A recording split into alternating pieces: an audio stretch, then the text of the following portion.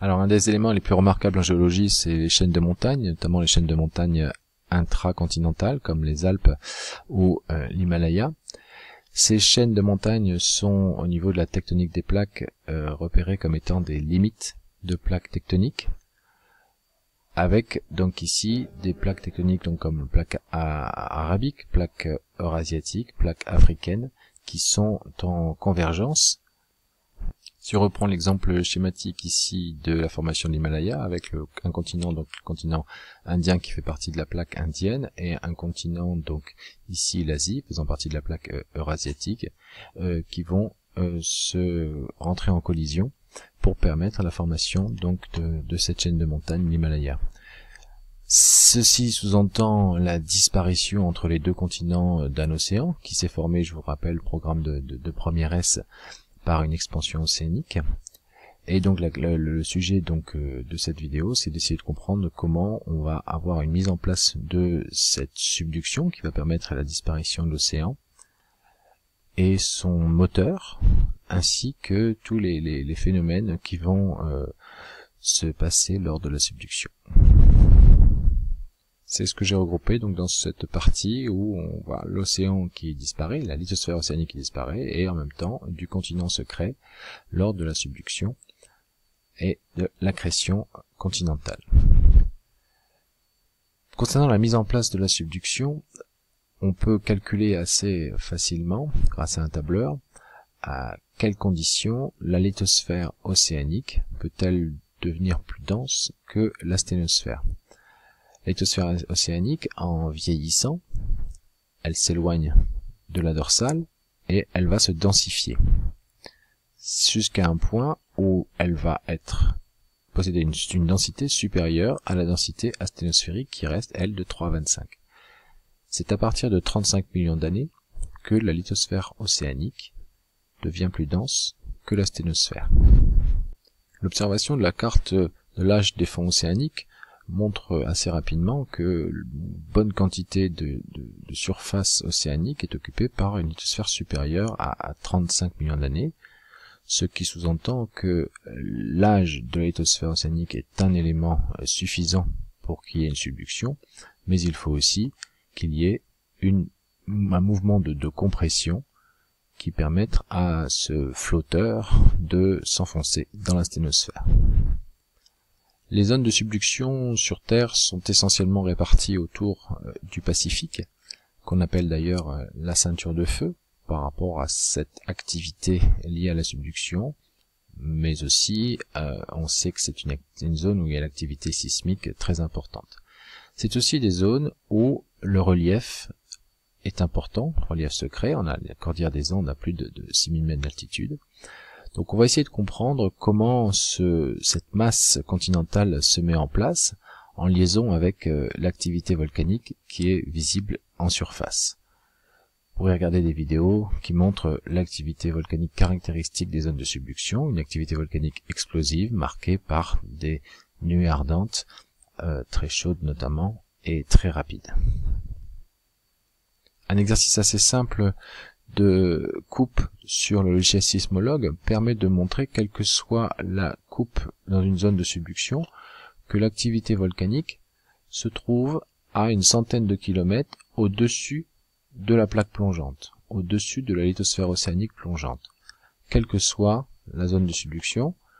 Notamment, c'est ce qu'on voit ici dans ce graphique, ici, où on a différentes plantes Benioff qui sont représentées, qui sont toujours à une centaine de kilomètres à l'aplomb de l'axe volcanique.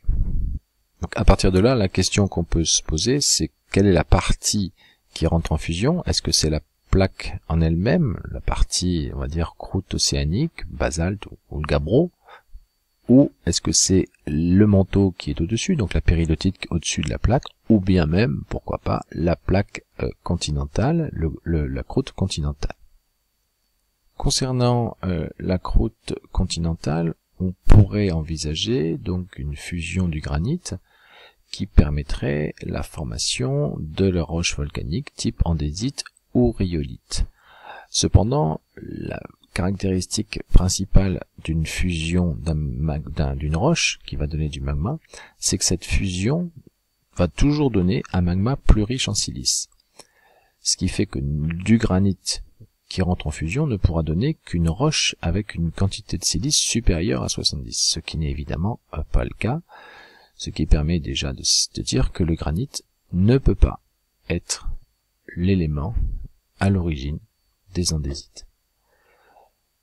Est-ce que ça pourrait être la croûte océanique? Donc on a ici un graphique qui présente le solidus du basalte, ce serait la même chose pour le gabbro, et ici le solidus du basalte hydraté. On voit déjà que l'hydratation va baisser le point de fusion.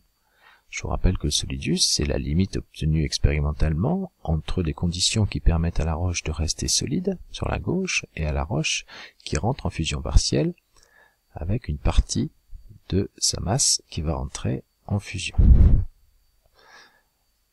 Le géotherme de subduction, c'est-à-dire la variation de température sous une zone de volcanique dans une zone de subduction, on voit qu'elle ne croise pas le solidus, ce qui fait que le basalte ne peut jamais rentrer en fusion dans une zone de subduction. Le basalte ou le gabbro, bien sûr.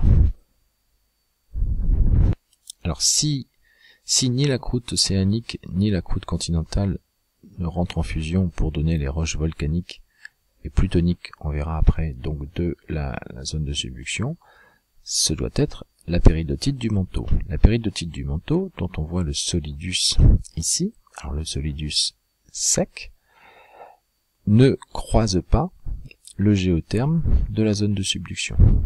Elle croise, vous l'avez vu en première, le géotherme des zones de dorsale, mais pas le géotherme des zones de subduction. Sauf, évidemment, si la péridotite est hydratée. Dans ce cas-là, on a bien entre 80 et 120 km, une zone, 160 même, une zone où la péridotite hydratée peut rentrer en fusion partielle. Sur ce schéma qui va reprendre des choses que l'on a déjà vues et des choses que l'on va voir au fur et à mesure, on a mis ici la marge passive par exemple armoricaine avec le massif armoricain, les Alpes et les racines crustales, des différentes densités que vous connaissez, qu'on a vu tout à l'heure, et ici donc la zone de subduction, par exemple une zone de subduction, allez, ça pourrait être les Caraïbes, même si là c'est continental, mais imaginons une zone de subduction de l'autre côté. Donc une marge active et une marge passive. La marge, c'est la limite continent et structure continentale, croûte océanique. Ici, j'ai représenté en bleu la zone hydratée, donc c'est bien cette péridotite du manteau, qui rentre en fusion partielle avec une accumulation de magma qui va donner différents types de roches, on va y revenir. Donc ces différents types de roches sont en couple. On peut avoir des andésites comme type roche volcanique et dans la même zone des granodiorites qui vont être des roches plutoniques. On le voit au niveau de la structure. Ici on a une structure microlithique avec des gros cristaux, du verre et des petits cristaux. Et ici on a une granodiorite, donc roche plutonique, qui est grenue avec évidemment une structure donc entièrement cristallisée liée à un refroidissement lent en profondeur, d'où cette roche qualifiée de plutonique. On peut avoir aussi, dans des zones de subduction, la rhyolite, une roche, encore une fois, microlithique, avec des éléments un petit peu différents, des cristaux différents, et associé à cette rhyolite, on aura une diorite qui... Les roches formées au niveau d'une zone de subduction peuvent être des roches volcaniques, mais aussi plutoniques. Des roches volcaniques type andésite ou rhyolite, et des roches plutoniques type diorite, granite. Dans ces roches, on va avoir un certain nombre de minéraux. Ces minéraux, par exemple, vont être l'amphibole et le mica, qu'on va retrouver dans ces quatre roches, qui vont être marqués par la présence de radicaux OH. Ces radicaux OH permettent de montrer la présence d'eau, c'est ce qu'on voit ici, donc dans ces roches, dans ces compositions chimiques des roches, ou l'andésite, la rhyolite, le granodiorite ont à peu près entre 1 et 2% d'eau. Cette eau provient évidemment du magma, ce magma qui provient lui-même de la fusion de la péridotite hydratée. Donc une partie de l'eau de la péridotite se retrouvait dans le magma et ensuite s'est intégrée dans des minéraux de type amphipole et mica. Maintenant, la question qui se pose, c'est d'où vient cette eau? Cette eau qui se trouve ici au niveau du manteau, au niveau de la péridotite, et qui permet sa fusion partielle. Pour cela, il faut faire un petit voyage, quelques cinquantaines de millions, 100 millions d'années avant, au niveau de la dorsale, où on a la jeune croûte océanique formée, qui va s'hydrater, et à partir d'une croûte océanique formée essentiellement de gabbro, avec du basalte en surface, mais du gabbro très rapidement, on a ce gabbro formé de pyroxène et de plagioclase qui va se métamorphiser, s'hydrater et avoir la formation de minéraux de type hornblende, chlorite, actinote, grâce à cette finalement hydratation et cette baisse de température. Le plagioclase et le pyroxène avec de l'eau vont donner de hornblende et l'ensemble pour donner d'autres cristaux type actinote et chlorite. Ce qui permet de donner à ces roches, ce gabbro, le nom, on dit qu'ils font partie du faciès, schiste vert, ces minéraux ayant une coloration relativement verte. On voit au niveau de la composition que la hornblende, l'actinote et la chlorite contiennent des radicaux OH, contrairement au pyroxène et au plagioclase. Ce sont évidemment là aussi des minéraux hydratés. Donc l'eau s'est intégrée dans la structure cristalline de ces minéraux. D'autres gabbros peuvent présenter donc des minéraux de type glaucophane, apparaissant en bleu ici, entre le pyroxène et les plagioclases.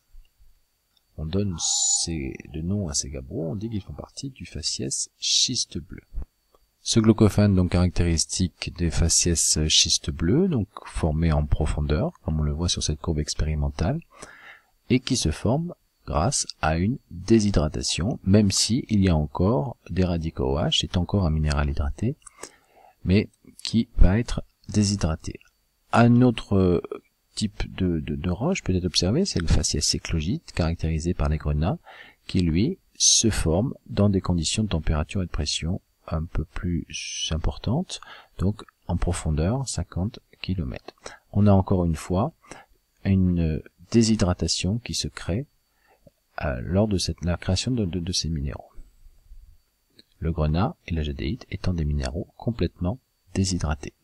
Schématiquement, on peut représenter ici donc schiste bleu, éclogite, libération d'eau, hydratation de la péridotite, et quand cette péridotite atteint la profondeur de 100 km, elle rentre en fusion partielle. Alors pourquoi deux couples de roches magmatiques au niveau des zones de subduction? Je rappelle ces deux couples, rhyolite, granite, andésite, diorite. Alors simplement je vous rappelle que le magma au fur et à mesure de son évolution va s'enrichir en silice, les minéraux formés étant au départ pauvres en silice, le magma s'enrichit en silice, ce qui fait qu'un magma qui va évoluer va donner des roches de plus en plus siliceuses de type rhyolite, granite. Par exemple ici, donc ce magma qui va se cristalliser sous forme de ces cristaux-là, souvent les cristaux d'olivine ou de pyroxène en premier, va s'enrichir en silice, comme on le voit ici, et donner des roches de plus en plus acides, c'est-à-dire de plus en plus riches en silice. Une autre cause de diversification des roches dans les zones de subduction, c'est la contamination par la croûte continentale qui est formée de granit essentiellement, donc siliceuse, qui peut réenrichir donc le magma en silice. Donc quel est maintenant le moteur de la subduction? Ce graphique montre ici un lien direct entre le pourcentage de frontières en subduction d'une plaque et sa vitesse. Plus la plaque est rapide, plus elle a de frontières en subduction et inversement. Ceci est possible parce que en fait les roches formées dans la zone de subduction, notamment ici les éclogites, ont une densité qui va être supérieure à celle des schistes bleus ou schistes verts. Plus la plaque s'enfonce, plus elle est dense. Ceci explique pourquoi la plaque pacifique est très rapide, puisque la majorité de ses frontières sont des zones en subduction. Et pour finir, le schéma de synthèse où on va retrouver tous les éléments. Donc le dernier, la traction gravitaire ici, et donc ici tous les éléments qu'on a vus dans cette capsule.